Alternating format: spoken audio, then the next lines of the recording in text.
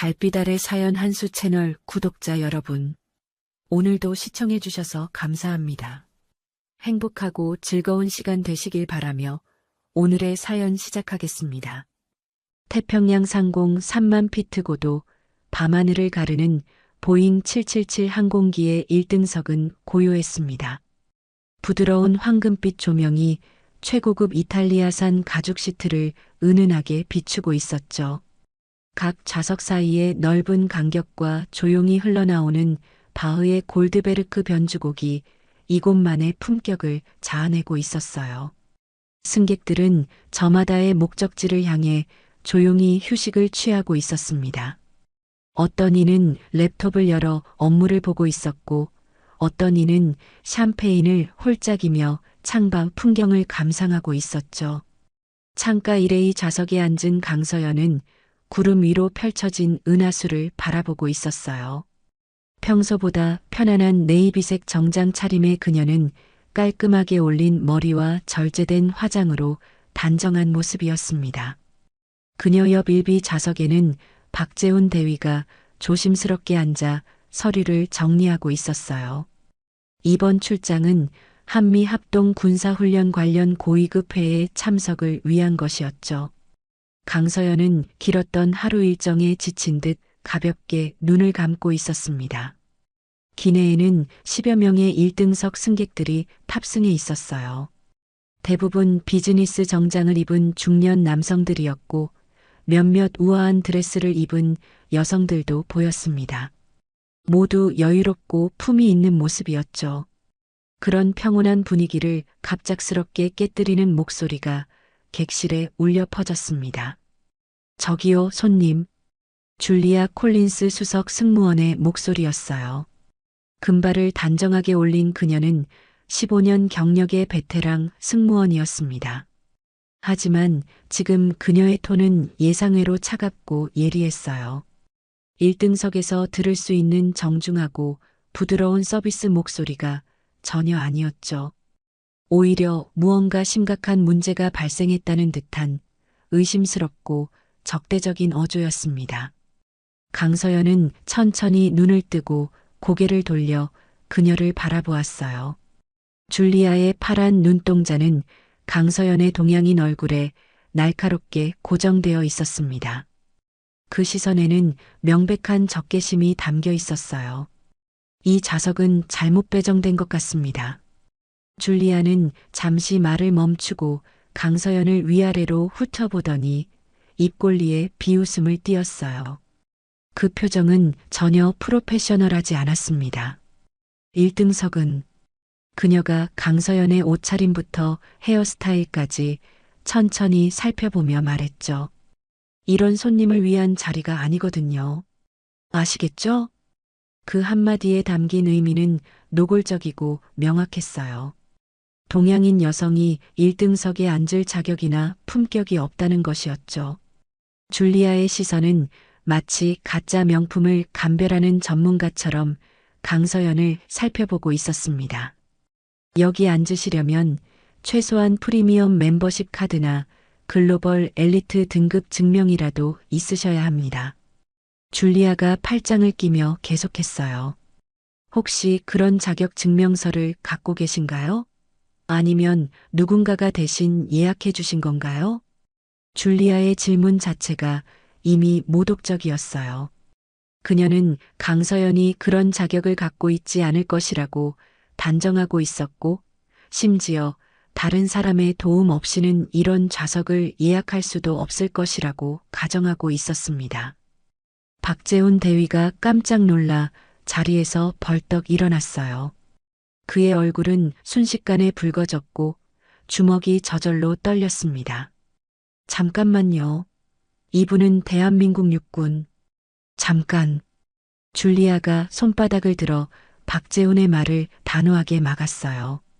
마치 시끄러운 아이를 제지하듯이 말이죠. 그리고는 더욱 비웃는 듯한 표정을 지으며 고개를 가로저었습니다. 군인이라고요? 아, 그런가요? 그녀가 강서연을 다시 한번 위에서 아래로 훑어보며 말했죠. 한국에는 여성도 장군이라고 부르나요? 참 흥미롭네요. 설마 군복만 입으면 다 장군인 건 아니겠죠? 요즘 군 관련 신분 도용이나 사기도 많다고 들었는데 말입니다. 통로 건너편 2A 좌석에 앉은 덩치 큰 미국인 사업가가 이 대화를 듣고 배를 잡고 껄껄 웃으며 끼어들었어요. 하하, 요즘엔 동양 여성도 장군 놀이를 하나 보군요. 정말 재밌네요. 할로윈 코스프레라도 하는 건가? 그의 바로 옆자리 일비에 앉은 40대 중년의 미국인 여성 승객도 코웃음을 치며 에르메스 핸드백을 고쳐 들었습니다. 솔직히 말해서 이런 1등석 자리에서 이런 동양인 여성분을 본 건 정말 처음이에요. 뭔가 어색하지 않나요? 아무래도 어디선가 표를 잘못 받으신 게 아닐까요? 그녀가 목소리를 낮춰 속삭였지만 조용한 기내에서는 모든 말이 선명하게 들렸어요. 솔직히 돈이 아무리 많아도 품격이나 교양은 하루아침에 생기는 게 아니잖아요. 그런 걸 보면 금방 티가 나죠. 뒤쪽 3A 좌석에 앉은 또 다른 승객도 고개를 끄덕이며 수군거리기 시작했어요. 맞아요. 뭔가 이상해 보여요. 진짜 자격이 있는 분이라면 승무원이 저런 식으로 대하지는 않겠죠. 승무원들이 제일 잘 알잖아요. 누가 진짜 VIP인지. 객실 안의 분위기가 급격히 변했습니다. 처음에는 평화롭고 고급스러웠던 공간이 이제는 긴장감과 불편함, 그리고 노골적인 적대감으로 가득 찼어요. 마치 공기 자체가 무거워진 것 같았습니다. 다른 승객들도 하나둘 고개를 돌려 이 상황을 지켜보기 시작했어요. 어떤 이는 순수한 호기심으로, 어떤 이는 불편해하는 표정으로, 또 어떤 이는 동조하는 듯한 시선으로 말이죠. 강서연은 모든 시선이 자신에게 집중되는 것을 온몸으로 느꼈어요. 10여 쌍의 눈동자들이 모두 자신을 향하고 있었습니다. 하지만 그녀는 여전히 침묵을 지켰어요. 다만 아주 짧게, 거의 들리지 않을 정도로 숨을 들이킬 뿐이었죠. 그 순간 강서연의 머릿속으로는 지난 30년간의 군 복무 시절이 파노라마처럼 스쳐갔습니다. 육군사관학교 시절부터 시작된 남성 중심적인 조직에서의 생존기, 여성이라는 이유로 받았던 무수한 편견과 차별들, 해외 파병 시절 동양인이라는 이유로 겪었던 무시와 소외감, 그리고 계급이 높아질수록 더욱 까다로워지고 날카로워지는 주변의 시선들까지. 하지만 이번만큼은 달랐어요. 지금까지의 경험들은 적어도 직무나 능력과 관련된 것들이었습니다. 하지만 지금 받고 있는 것은 그런 차원을 넘어선 한 인간으로서의 존재 자체를 부정하는 모욕이었어요. 인종과 성별, 그리고 외모만으로 한 사람의 가치를 판단하고 깎아내리는 행위였죠. 박재훈 대위는 두 주먹을 단단히 쥐고 있었습니다.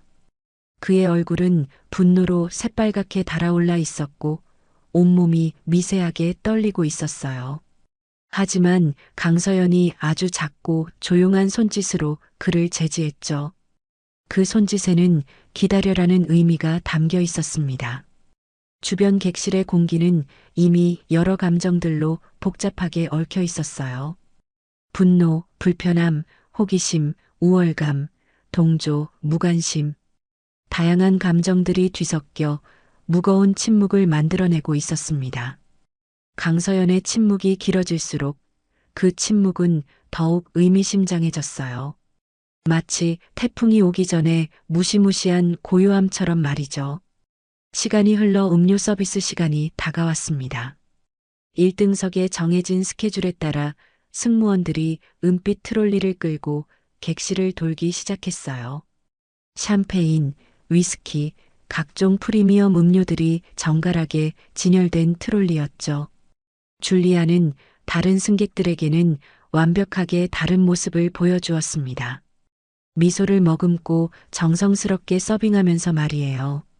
어떤 음료를 드시겠어요? 오늘 특별히 프랑스에서 공수한 샴페인이 있습니다. 사업가에게는 고급 위스키를 권했고 여성 승객에게는 화이트 와인을 추천했죠. 그 모습은 전문적이고 친절한 완벽한 승무원의 모습이었어요. 하지만 강서연의 좌석에 다가왔을 때는 완전히 달랐습니다. 줄리아는 마치 그 자리에 아무도 없는 것처럼 아예 쳐다보지도 않고 그냥 지나쳐 버렸어요. 트롤리의 바퀴 소리만 덜컹거리며 스쳐갔을 뿐이죠. 박재훈 대위가 당황한 표정으로 조심스럽게 손을 들었습니다. 저희 좌석은요? 줄리아가 멈춰서서 뒤돌아보더니 입꼬리에 미묘한 웃음을 머금었어요. 그 웃음은 전혀 친절하지 않았습니다. 아, 죄송합니다. 그녀의 목소리는 사과하는 것 같았지만 실제로는 전혀 미안해하지 않는다는 게 역력했어요. 승객 신분 확인이 완전히 끝나야 저희가 서비스를 드릴 수 있거든요. 이건 저희 항공사의 엄격한 규정입니다. 줄리아가 팔짱을 끼며 설명했죠. 요즘 가짜 VIP나 신분 도용 사례가 너무 많아서요. 특히 그녀가 잠시 말을 멈추고 강서연을 힐끗 바라보았어요. 특히 동양 쪽에서 그런 일들이 빈번하다고 들었습니다. 저희로서는 다른 정당한 승객들을 보호해야 할 의무가 있거든요. 주변 승객들이 이 말을 듣고 킥킥거리며 웃기 시작했어요. 마치 재밌는 쇼를 보는 것처럼 말이죠. 사업가는 그럴 수밖에 없지라며 고개를 끄덕였고 여성 승객은 당연한 조치조라고 맞장구를 쳤습니다. 정말 규정이라니까요. 줄리아가 더욱 당당하게 목소리를 높였어요. 저희 항공사는 아무나 대접하지 않습니다. 진짜 자격을 갖춘 분들만을 위한 서비스거든요. 혹시 불편하시다면 그녀가 뒤쪽 이코노미석 방향을 가리켰습니다. 편하게 뒤쪽으로 옮기시는 게 서로에게 나을 것 같습니다. 거기가 더 적합한 자리일 테니까요. 이때 3열 좌석에 앉아있던 리처드 그린 예비역 준장이 눈썹을 치켜세우며 중얼거렸습니다. 이건 규정이 아니라 명백한 모욕이군. 그의 목소리는 낮았지만 조용한 기내에서는 충분히 들릴 수 있는 크기였어요. 하지만 줄리아는 그 말을 못 들은 척했습니다. 오히려 더욱 도전적인 표정을 지으며 강서연을 바라보았어요. 어떻게 하실 건가요? 계속 여기 앉아 계실 건가요? 아니면 적절한 자리로 이동하실 건가요? 강서연은 그제서야 천천히 입을 열었습니다. 그녀의 목소리는 낮고 차분했지만 그 안에는 강철 같은 의지가 담겨 있었어요. 승무원님, 그녀가 줄리아를 정면으로 바라보며 말했죠. 이 좌석은 제가 정당한 절차를 통해 돈을 지불하고 구입한 것입니다. 강서연의 말은 또박또박했어요. 그리고 제 신분은 곧 명확하게 증명될 것입니다. 하지만 지금 여기서 벌어지고 있는 일은 그녀가 잠시 숨을 고르며 말했죠. 단순한 신분 확인을 넘어선 개인적인 모욕입니다. 저는 이 모든 과정을 정확히 기록해 두겠습니다. 강서연의 목소리에는 위협이 아닌 단호한 의지가 담겨 있었어요. 이것은 개인의 문제가 아니라 국제적인 예의와 인권의 문제이니까요. 줄리아는 그 말을 듣고 어깨를 으쓱하며 건조하게 웃었습니다. 기록이요? 물론이죠. 자유롭게 하세요. 그녀의 표정에는 여전히 비웃음이 가득했어요. 하지만 현실은 바뀌지 않을 겁니다. 규정은 규정이니까요. 박재훈 대위가 참지 못하고 벌떡 일어났어요. 이건 규정이 아니라 차별입니다. 인종차별이라고요. 그의 목소리는 분노로 떨리고 있었죠. 차별? 줄리아가 눈썹을 치켜 올렸어요. 저희는 모든 승객을 공평하게 대합니다. 다만 자격을 갖춘 분들과 그렇지 않은 분들을 구분할 뿐이죠.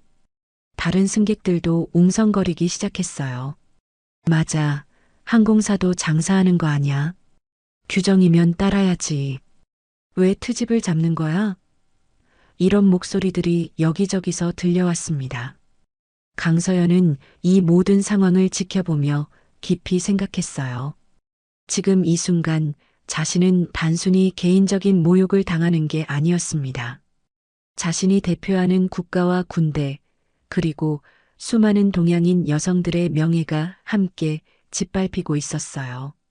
좌석은 지켜냈지만 인격은 무참히 짓밟힌 순간이었습니다. 객실 안은 여전히 차가운 적대감으로 가득했고 강서연을 향한 시선들은 더욱 날카로워졌죠. 분노가 서서히 끓어오르기 시작했어요. 하지만 그녀는 여전히 침묵을 지켰습니다. 폭풍이 오기 전에 고요함처럼 말이죠. 기내 상황이 심상치 않다는 보고가 조종실로 전해졌습니다. 줄리아가 인터폰을 통해 기장에게 직접 연락을 취한 것이었어요. 기장님, 1등석에 특이 상황이 발생했습니다. 줄리아의 목소리는 의외로 차분했어요. 신분 확인이 필요한 승객이 있습니다. 조종실에서는 마크 톰슨 기장과 부기장이 대화를 나누고 있었어요. 25년 경력의 베테랑 기장인 마크는 이런 상황을 여러 번 겪어본 적이 있었습니다. 어떤 종류의 문제인가? 마크 기장이 물었어요. 동양인 여성 승객이 군 장성이라고 주장하고 있는데 신분 증명에 일관성이 없다는 의견이 승무원들 사이에서 나오고 있습니다. 줄리아가 조심스럽게 보고했죠. 1등석 다른 승객들도 불편해하고 있는 상황입니다. 부기장 데이비드가 고개를 갸우뚱했어요. 동맹국군 인사일 가능성도 있지 않나요? 한국은 우리와 중요한 동맹국인데. 마크 기장이 미간을 찌푸렸습니다. 확실한 증거 없이 성급하게 판단해서는 안 돼. 혹시 정말 중요한 인물이라면 외교적 문제가 될 수도 있어. 하지만 줄리아는 자신의 판단을 굽히지 않았어요. 기장님, 저는 15년간 이 일을 해왔습니다. 진짜 VIP와 가짜를 구분하는 건 제 전문 분야거든요. 지금 그 여성은 그녀가 잠시 말을 멈췄죠. 솔직히 말해서 1등석에 어울리지 않습니다. 어울리지 않는다는 게 무슨 뜻인가? 마크 기장의 목소리에 경계심이 스며들었어요. 외모나 분위기, 그리고 동반자의 태도까지 뭔가 어색합니다. 진짜 장군이라면 그에 맞는 위엄이나 격식이 있어야 하는 거 아닌가요? 한편 기내에서는 조용한 관찰이 이어지고 있었습니다. 3회 좌석에 앉은 리처드 그린 예비역 준장은 박재훈에게 조용히 다가가 속삭였어요. 실례지만 정말 한국군 장성분이 맞습니까? 리처드의 목소리는 진지했어요. 그는 27년간 미군에서 복무한 베테랑이었죠. 박재훈은 떨리는 목소리로 답했습니다. 그렇습니다. 이분은 대한민국 육군 강서연 소장님입니다. 우리나라 최초의 여성 전투부대 사단장이시죠. 리처드의 눈빛이 급격히 변했어요. 그렇다면 그가 강서연을 다시 한번 자세히 바라보았습니다. 지금 이 상황은 심각한 문제입니다. 동맹군 고위 장성에 대한 국제적 모욕 사건이 될 수 있어요. 리처드는 군인 특유의 직감으로 뭔가 잘못되고 있다는 것을 느꼈습니다. 그의 오랜 경험으로 볼 때 강서연에게서는 분명한 군인의 기질이 느껴졌어요. 고든 자세, 절제된 표정, 그리고 모욕 속에서도 흔들리지 않는 침착함까지. 이건 단순한 서비스 문제가 아닙니다. 리처드가 박재훈에게 말했죠. 만약 정말 장군이라면 이 항공사는 나중에 큰 문제에 직면할 거예요. 조종실에서는 여전히 논의가 계속되고 있었어요. 마크 기장이 신중하게 말했습니다.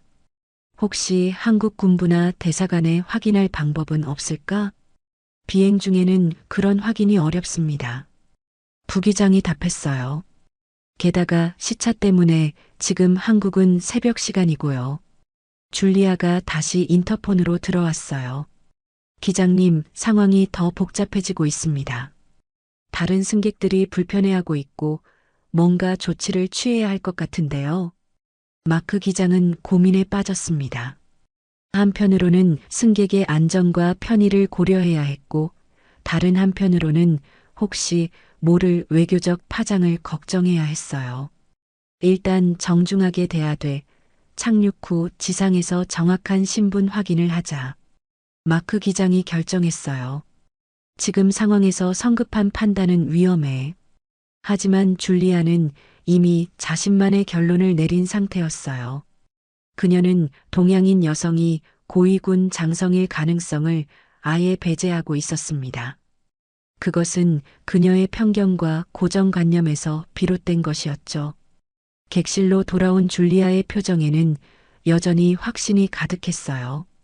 그녀는 강서연을 바라보며 속으로 생각했습니다. 저런 여성이 장군일 리 없어. 아무리 한국이라고 해도 말이야. 기내의 분위기는 점점 더 긴장되어 갔습니다. 승객들 사이에서는 수군거림이 계속되었고 강서연을 향한 시선들은 더욱 의심스러워졌어요. 어떤 이는 호기심으로, 어떤 이는 불신으로, 또 어떤 이는 노골적인 적대감으로 그녀를 바라보고 있었습니다. 리처드 준장만이 유일하게 이 상황의 심각성을 제대로 파악하고 있었어요. 그는 박재훈에게 조용히 말했습니다. 만약 정말 장군님이라면 지금 벌어지고 있는 일은 두 나라 사이의 동맹 관계에도 영향을 줄 수 있는 심각한 사건입니다.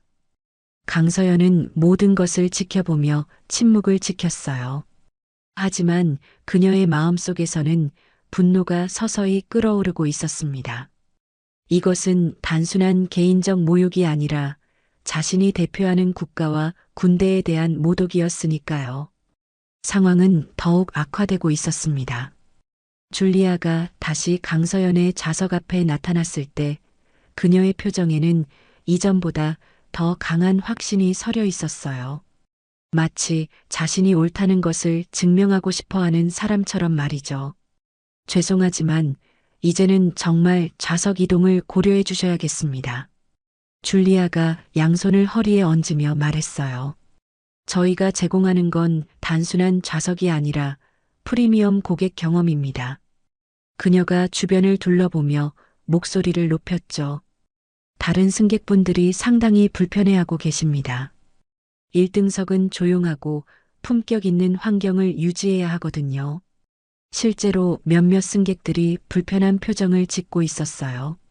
하지만 그 불편함이 강서연 때문인지 아니면 이 무례한 상황 자체 때문인지는 분명하지 않았습니다. 뒤쪽 비즈니스석으로 옮겨주시면 모든 문제가 해결됩니다. 줄리아가 마치 큰 양보를 하는 것처럼 말했어요. 거기도 충분히 편안하고 좋은 자리거든요. 더 적합한 환경일 거예요. 박재훈 대위가 더 이상 참지 못하고 벌떡 일어났습니다.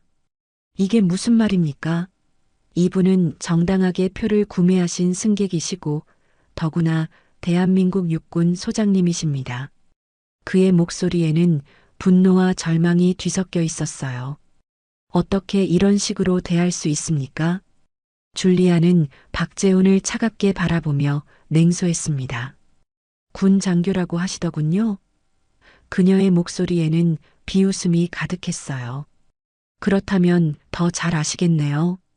군인은 윗사람 말을 잘 듣는 거 아닌가요? 명령에 복종하는 게 기본 아닙니까? 주변 승객들 중 일부가 이 말에 동조하며 수군거리기 시작했어요. 맞아, 군대식 위계질서라는 게 있잖아. 사업가가 끼어들었죠. 군인이라면 규정이나 명령을 따르는 게 당연하지. 중년 여성 승객도 고개를 끄덕였어요. 그러게요. 군인이면서 왜 이렇게 말대꾸를 하는 건지 이해가 안 되네요. 뒤쪽에 앉은 또 다른 승객도 한마디 거들었습니다. 요즘 군기가 많이 빠졌나 봐요. 예전 같으면 상상도 못할 일이죠. 이런 말들이 사방에서 쏟아지자 박재훈의 얼굴은 더욱 붉어졌어요. 그는 주먹을 꽉 쥐고 떨고 있었습니다. 강서연은 이 모든 상황을 지켜보며 잠시 눈을 감았어요. 그리고는 천천히 눈을 뜨고 자리에 앉은 채로 또박또박 말했습니다. 군인은 정당한 명령에는 복종하지만 부당한 명령에는 복종하지 않습니다. 그녀의 목소리는 낮았지만 또렷했어요. 그리고 오늘 저는 군복을 입고 있지 않습니다. 저는 지금 한 명의 인간으로서 부당한 대우를 받고 있습니다. 강서연이 천천히 일어서며 계속했어요. 제가 받고 있는 것은 서비스가 아니라 모욕입니다. 이것은 군인으로서가 아니라 한 인간으로서 받아들일 수 없는 대우입니다. 하지만 줄리아는 그 말을 듣고도 전혀 움츠러들지 않았어요.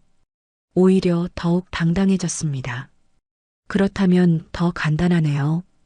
인간으로서 다른 사람들을 배려해 주세요. 여기 계신 다른 분들의 편의도 생각해 보시고요. 상황은 점점 더 최악으로 치달았습니다. 다른 승무원들도 하나둘 나타나기 시작했어요. 그들은 줄리아의 편에 서서 강서연을 압박했습니다. 승객님의 협조가 필요합니다. 한 남성 승무원이 말했어요. 지금 상황이 다른 승객들에게 피해를 주고 있습니다. 규정을 따라주시면 모든 게 원만하게 해결될 수 있어요. 또 다른 여성 승무원이 덧붙였죠.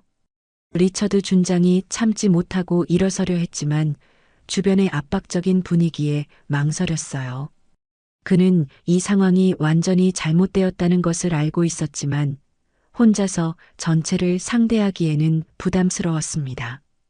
결국 강서연은 어쩔 수 없이 좌석을 옮기게 되었어요. 승무원들의 지속적인 압박과 다른 승객들의 시선 때문이었습니다.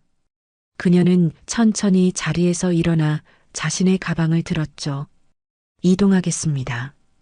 강서연이 조용히 말했어요. 하지만 이것이 정당한 조치가 아니라는 것을 분명히 말씀드립니다. 박재훈도 어쩔 수 없이 따라 일어났어요. 그의 얼굴에는 분노와 좌절감이 뒤섞여 있었습니다. 사람들의 시선이 강서연의 뒤를 따랐어요. 어떤 이는 승리한 듯한 표정으로, 어떤 이는 약간의 미안함으로, 또 어떤 이는 무관심하게 그녀를 바라보았습니다. 강서연이 통로를 걸어가며 뒤쪽으로 이동할 때 그녀는 완전히 고립되어 있었어요. 모든 승객들의 시선 속에서 그녀는 철저히 혼자였습니다. 이것은 단순한 좌석 이동이 아니라 한 인간의 존엄성이 짓밟히는 순간이었어요. 줄리아는 만족스러운 표정으로 그 모습을 지켜보았습니다. 마치 자신이 옳은 일을 해낸 것처럼 말이죠. 이제 모든 게 정리되었네요. 그녀가 다른 승무원들에게 속삭였어요. 역시 처음 직감이 맞았어. 하지만 리처드 준장의 얼굴은 점점 더 어두워지고 있었습니다. 그는 이 상황이 나중에 어떤 결과를 가져올지 예감하고 있었어요. 강서연이 뒤쪽 좌석으로 이동한 지 약 30분이 지났을 때 조종실에 예상치 못한 무정이 들어왔습니다. 마크 기장이 헤드셋을 통해 관제탑의 메시지를 받았어요. 유나이티드 873편, 이쪽은 태평양 항공관제센터입니다. 특별 통보사항이 있습니다. 유나이티드 873편 들고 있습니다. 마크 기장이 응답했어요. 현재 귀하의 항로 근처에서 미군 공군의 합동훈련이 막 종료되었습니다. B2 스피릿 스텔스 폭격기 편대가 귀하의 민항기 인근 고도를 통과할 예정입니다. 안전거리는 충분히 확보되어 있으니 걱정하지 마십시오. 부기장 데이비드가 고개를 돌렸어요. B2 폭격기요? 그거 보기 힘든 기체 아닌가요? 맞아. 마크 기장이 고개를 끄덕였죠. 1억 5천만 달러짜리 전략 폭격기야. 전 세계에 20대밖에 없는 기체지. 관제탑에서 추가 정보가 들어왔어요. 참고로 해당 편대는 한미 합동훈련을 마치고 괌 기지로 복귀하는 중입니다. 혹시 귀 항공기에 특별한 VIP나 군 관계자가 탑승해 있는지 확인 부탁드립니다. 마크 기장은 잠시 망설였어요. 아까 1등석에서 벌어진 소동이 머릿속에 떠올랐습니다. 확실하지 않습니다. 신분 확인이 필요한 승객이 있긴 한데. 알겠습니다. 일단 B2 편대에게는 민항기가 지나간다고만 통보하겠습니다. 기내에서는 아무도 이런 교신이 오가고 있다는 것을 알지 못했어요. 강서연은 비즈니스석으로 옮겨진 후에도 여전히 침묵을 지키고 있었습니다. 박재훈 대위는 옆에 앉아 분노를 사기려 애쓰고 있었죠. 1등석에서는 줄리아가 다른 승객들에게 더욱 친절하게 서비스를 제공하고 있었어요. 마치 문제가 해결되었다는 것을 과시하듯이 말이죠. 이제 훨씬 조용해졌네요. 사업가가 만족스러운 표정으로 말했어요. 역시 제자리를 찾아가야 하는 법이지. 중년 여성 승객도 고개를 끄덕였습니다. 맞아요. 1등석은 그만한 품격이 있어야 하는 곳이니까요. 하지만 리처드 준장은 계속해서 불편한 표정을 짓고 있었어요. 그는 뭔가 큰 실수가 벌어지고 있다는 것을 직감적으로 느끼고 있었습니다. 바로 그때 창가 좌석에 앉은 승객 하나가 갑자기 소리를 질렀어요. 저기 봐요. 저게 뭐죠? 모든 사람들이 일제히 창밖을 향했습니다. 구름 사이로 검은 그림자 하나가 나타나고 있었어요. 처음에는 새인가 싶었지만 점점 가까워지면서 그것의 정체가 드러났습니다. 날개가 완전히 삼각형 모양인 거대한 항공기였어요. 모든 빛을 삼키는 듯한 검은색 표면, 그리고 거의 소음이 나지 않는 신비로운 비행체. 저건 B2 스텔스 폭격기네요. 항공 매니아인 한 승객이 흥분해서 외쳤어요. 기내가 순식간에 술렁거렸습니다. 승객들은 모두 창가로 몰려가 이 희귀한 광경을 보려고 했어요. B2 폭격기는 일반인들이 쉽게 볼 수 없는 기체였으니까요. 세상에 저런 걸 실제로 보다니 정말 신기하네요. 완전히 UFO 같아요. 1억 5천만 달러짜리 비행기라던데 맞나요? 기내 방송이 울렸어요. 마크 기장의 목소리였습니다. 승객 여러분, 현재 저희 항공기 옆을 지나가고 있는 것은 미국 공군의 B2 스피릿 스텔스 폭격기입니다. 한미 합동 훈련을 마치고 괌 기지로 복귀하는 중이라고 합니다. 매우 보기 드문 광경이니 안전하게 관람하시기 바랍니다. B2 폭격기는 민항기와 거의 같은 고도에서 평행하게 날고 있었어요. 그 모습은 정말 장관이었습니다. 마치 미래에서 온 비행체 같았죠. 승객들은 모두 흥분해 있었어요. 핸드폰을 꺼내 사진을 찍으려는 사람들도 있었고, 아이들처럼 신기해하는 어른들도 있었습니다. 하지만 강서연만은 다른 반응을 보였어요. 그녀는 창밖을 바라보며 무언가를 기다리는 듯한 표정을 짓고 있었습니다. 마치 저 폭격기가 자신과 관련이 있다는 것을 아는 것처럼 말이죠. 박재훈 대위도 강서연의 표정 변화를 눈치챘어요. 소장님 혹시... 강서연이 조용히 고개를 끄덕였습니다. 저들이 우리가 탄 걸 알 거야. B2 폭격기가 점점 더 가까이 다가왔어요. 그 거대한 날개폭과 신비로운 형태는 보는 이로 하여금 경외감을 불러일으켰습니다. 그리고 바로 그 순간 예상치 못한 일이 벌어졌어요. B2 폭격기의 거대한 날개가 천천히 한쪽으로 기울기 시작한 것입니다. B2 스텔스 폭격기의 거대한 삼각 날개가 천천히, 아주 천천히 한쪽으로 기울어지기 시작했습니다. 그 움직임은 우연이 아니었어요. 매우 의도적이고 정확한 동작이었죠. 기내의 모든 승객들이 숨을 죽이고 그 광경을 지켜보았습니다. 처음에는 그저 신기한 비행 장면으로만 여겼던 사람들이 점차 그 의미를 깨달아가기 시작했어요. 저게 경례인가요? 항공 매니아 승객이 떨리는 목소리로 물었어요. 리처드 그린 예비역 준장이 벌떡 일어났습니다. 그의 얼굴에는 충격과 깨달음이 동시에 스쳐갔어요. 맞습니다. 저건 항공기 경례입니다. 윙 락잉 라크이라고 하죠. B2 폭격기는 계속해서 날개를 좌우로 부드럽게 흔들었습니다. 그 모습은 마치 거대한 철새가 인사를 하는 것 같았어요. 하지만 이것은 단순한 인사가 아니었습니다. 이것은 군인들만이 이해할 수 있는 가장 격식 있는 공중 경례였어요. 조종실에서 마크 기장이 급하게 무전을 받았습니다. 유나이티드 873편, 이쪽은 스피릿원입니다. 기내의 대한민국 육군 강서연 소장님이 탑승하신 것으로 확인됩니다. 경의를 표합니다. 마크 기장과 부기장은 동시에 얼굴이 하얗게 질렸어요. 뭐라고요? 마크 기장이 다시 물었습니다.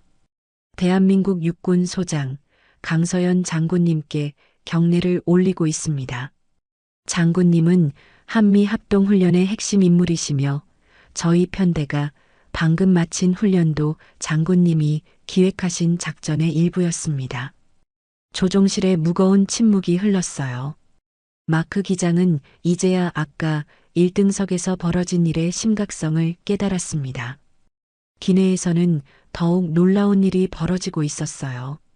B2 폭격기의 조종사가 무전으로 민항기에 메시지를 보낸 것입니다. 기내 방송이 다시 울렸어요. 하지만 이번에는 마크 기장의 목소리가 아니라 낯선 남성의 목소리였습니다. 민항기 승객 여러분, 이쪽은 미 공군 B2 스피릿 편대장 마이클 호크 대령입니다. 기내가 갑자기 조용해졌어요. 모든 승객들이 방송에 귀를 기울였습니다.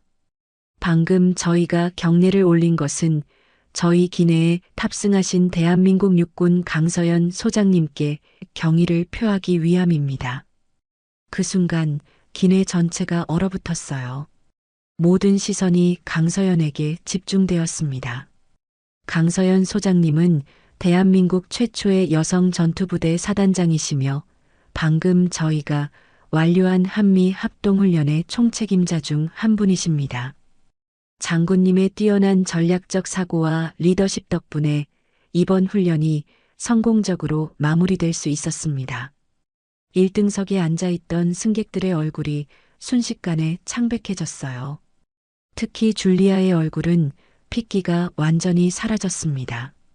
저희 미 공군 전 장병을 대표하여 장군님께 깊은 존경과 감사를 표합니다. 동맹을 위해 함께 하늘을 나는 것이 오늘만큼 자랑스러웠던 적은 없었습니다. 방송이 끝나자 기내는 완전한 정적에 휩싸였어요.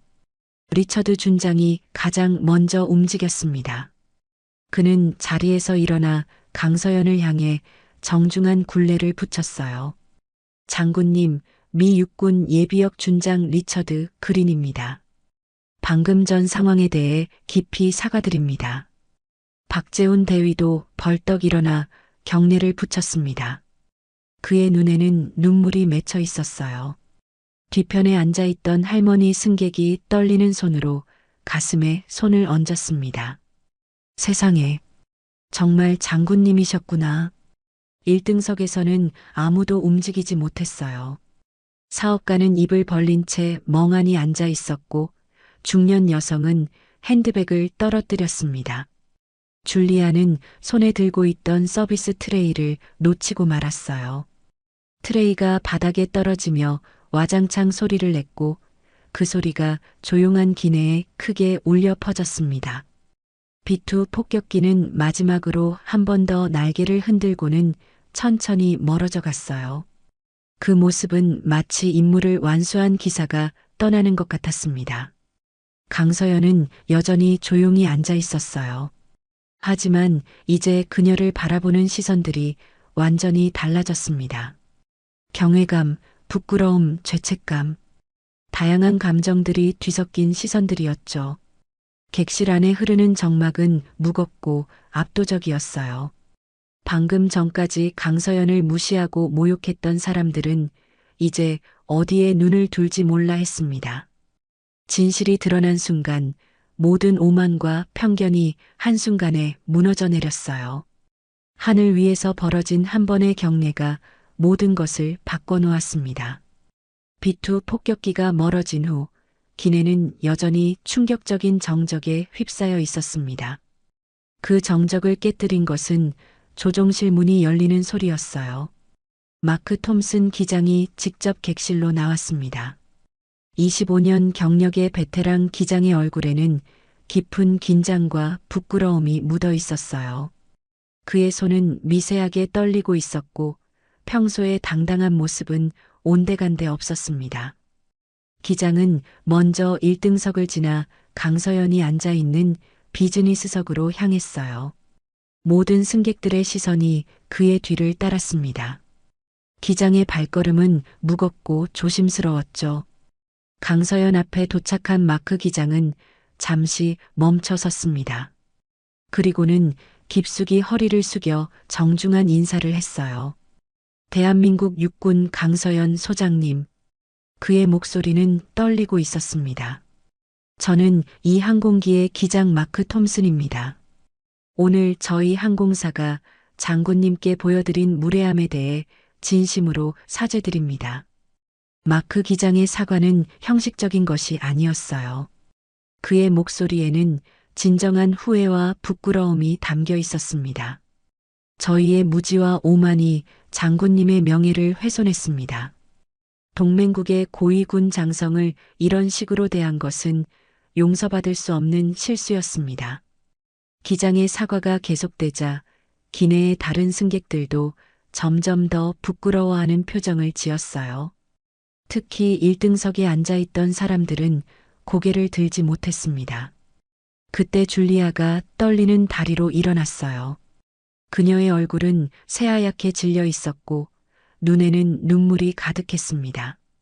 줄리아는 비틀거리며 강서연에게 다가갔어요.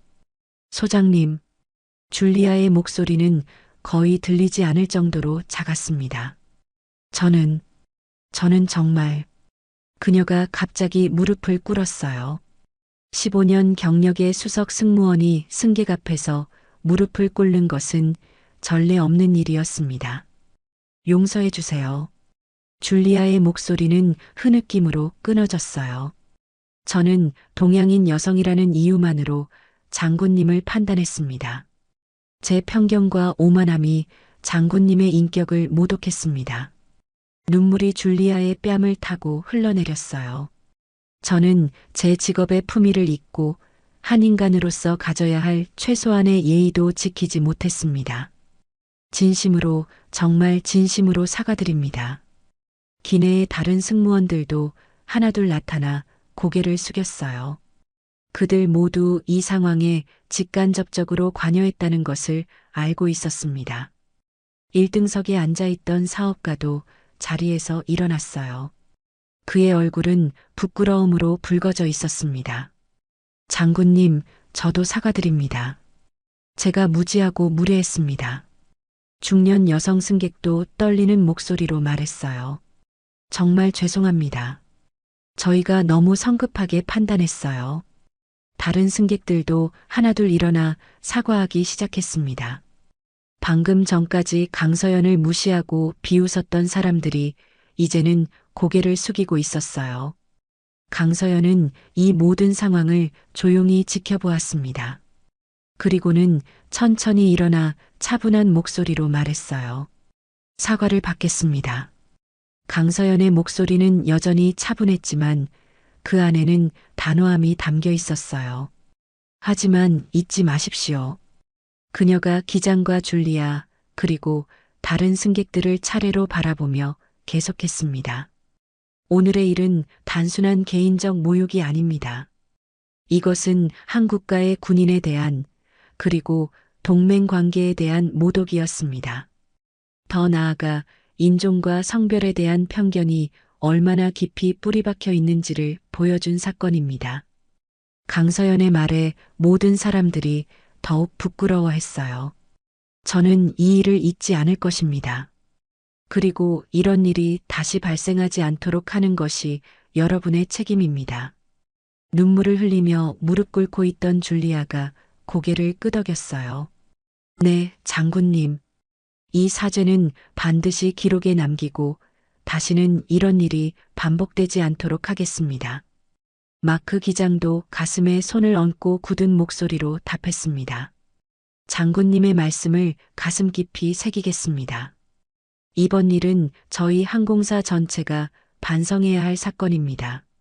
리처드 준장이 다시 한번 경례를 붙였어요. 장군님의 품격과 포용력에 깊이 감사드립니다. 오늘 저는 진정한 리더십이 무엇인지 배웠습니다. 강서연은 마지막으로 모든 사람들을 둘러보며 말했어요. 존중은 계급이나 지위 때문에 하는 것이 아닙니다. 한 인간으로서 당연히 받아야 할 기본적인 예의입니다. 그 말이 기내에 깊은 울림을 남겼어요. 모든 사람들이 고개를 숙인 채 그 의미를 곱씹었습니다. 진실의 무게는 무거웠고 그 무게 앞에서 모든 오만과 편견이 무릎을 꿇었습니다.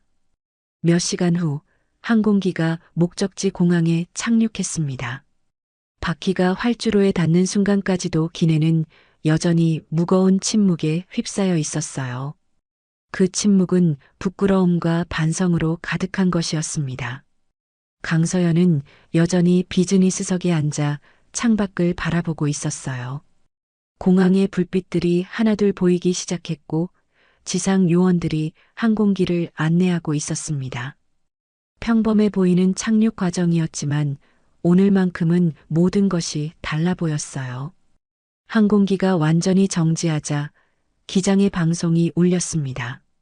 승객 여러분, 안전하게 도착했습니다. 하지만 하기 전에 특별한 말씀을 드리고 싶습니다. 마크 기장의 목소리는 여전히 무거웠어요. 오늘 저희가 보여드린 모습은 항공 서비스업의 기본 정신에 어긋나는 것이었습니다. 모든 승객분들께 다시 한번 사과드립니다. 승객들이 하나둘 자리에서 일어나기 시작했을 때 게이트 근처에서 예상치 못한 일이 벌어졌어요. 공항 측에서 특별 의전팀이 대기하고 있었던 것입니다. 미군 의전 장교 한 명이 항공기 입구에서 대기하고 있었어요. 그의 손에는 작은 봉투가 들려 있었습니다. 강서연이 항공기에서 내리자 의전 장교가 정중하게 다가왔어요. 소장님, 미 공군 태평양 사령부 의전 담당 스미스 소령입니다. 그가 정중한 경례를 붙인 후 봉투를 전했습니다. B2 편대장 호크 대령님께서 전해달라고 하신 메시지입니다. 강서연이 봉투를 열어보니 손으로 직접 쓴 짧은 메모가 들어 있었어요.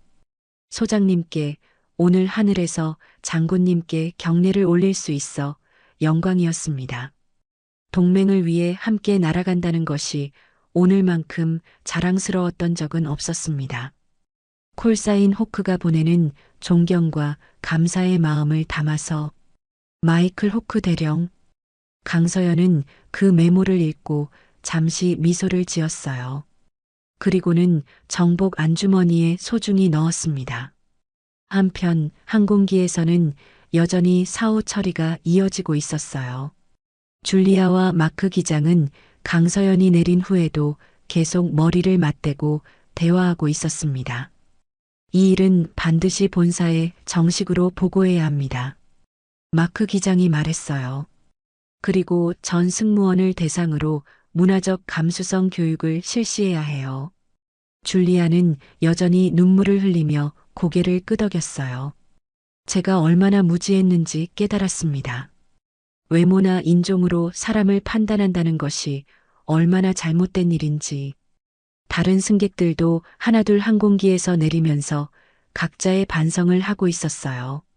사업가는 동료에게 전화를 걸어 오늘 있었던 일을 털어놓았고 중년 여성은 가족들에게 자신의 잘못을 고백했습니다. 리처드 준장은 강서연에게 마지막 인사를 드렸어요. 장군님, 오늘 저는 진정한 품격이 무엇인지 배웠습니다. 모욕 속에서도 흔들리지 않는 강인함과 사과하는 이들을 포용하는 아량까지. 그리고 무엇보다 리처드가 계속했어요. 차별과 편견 앞에서도 굴복하지 않는 용기를 보여주셨습니다. 강서연은 차분하게 대답했어요. 오늘의 일이 모든 분들에게 교훈이 되었으면 좋겠습니다. 진정한 존중은 겉모습이 아니라 사람 자체에 대한 것이니까요.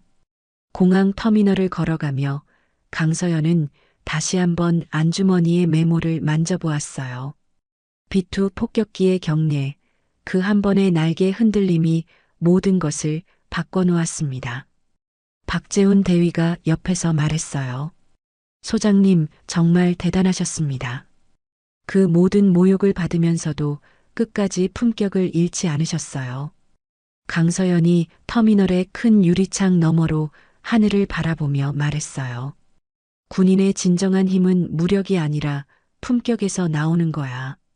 오늘 그것을 증명할 수 있어서 다행이었어. 그때 뒤에서 줄리아의 목소리가 들렸어요.